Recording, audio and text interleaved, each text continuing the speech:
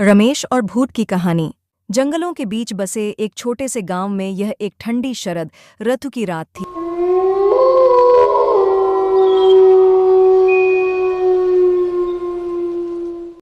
रमेश, एक युवा किसान, खेतों में काम करने के बाद देर से घर लौट रहा था। चांद घने बादलों के पीछे छिपा हुआ था और केवल उसकी लालटेन की मंद रोशनी संकरी पगडंडी को रोशन कर रही थी। उसका गांव अभी भी काफी दूर था।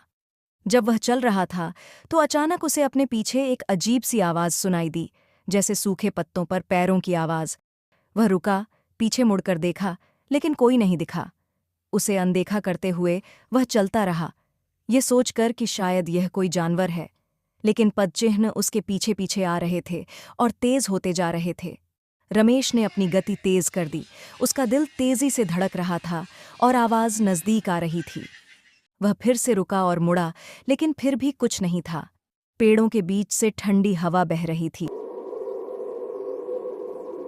और उसके चारों ओर एक भयानक सन्नाटा छा गया। उसकी दादी अक्सर जंगल में रहने वाले भूत के बारे में कहानियां सुनाती थीं। एक भटकती आत्मा जो अकेले यात्रियों को अपना शिकार बनाती थी।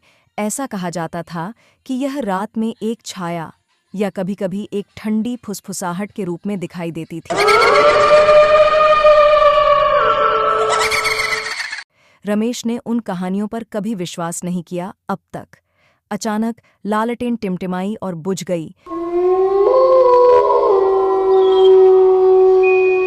जिससे वह अंधेरे में डूब गया। उसे फिर से जलाने के लिए टटोलते हुए वह घबरा गया और फिर अपनी आंख के कोने से उसने उसे देखा। कुछ फीट की दूरी पर एक छायादार आकृति खड़ी थी।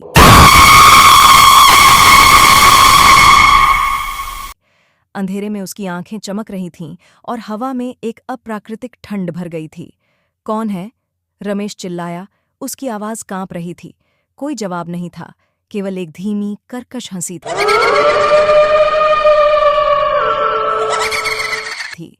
आकृति धीरे धीरे उसकी ओर बढ़ने लगी। उसका चेहरा अंधेरे में छिप गया। रमेश के पैर सीसे की तरह महसूस हो रहे थे। उसका दिमाग दौड़ रहा था। वह समझ नहीं पा रहा था कि वह क्या देख रहा है। भयभीत होकर रमेश भाग गया। जितनी तेजी से भाग सकता था भागा। आकृति की उपस्थिति करीब आती जा रही थी। गांव की रोशनी दिखाई दे रही थी, लेकिन उसे ऐसा लग रहा था जैसे कोई ठंडी चीज उसकी पीठ को जकड़ रही है।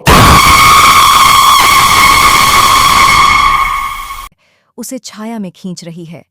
वह गांव के चौराहे पर पहुंचा, हाँफते हुए और पसीने से लथपथ मंदिर के पास गिर पड़ा। गांव के बुजुर्ग उसकी मदद के लिए दौड़े, लेकिन जब उन्होंने पूछा कि क्या हुआ तो रमेश कांपती हुई आवाज में बस इतना ही कह सका, भूत, वह मेरे लिए आया था, वह अभी भी वहीं है। अगली सुबह उन्होंने पाया कि जंगल की ओर जाने वाला रास्ता अस्त व्यस्त था। पैरों के निशान जंगल में चले गए थे, जो कहीं गायब हो गए थे, और उस दिन से कोई भी अंधेरा होने के बाद उस रास्ते पर नहीं चला।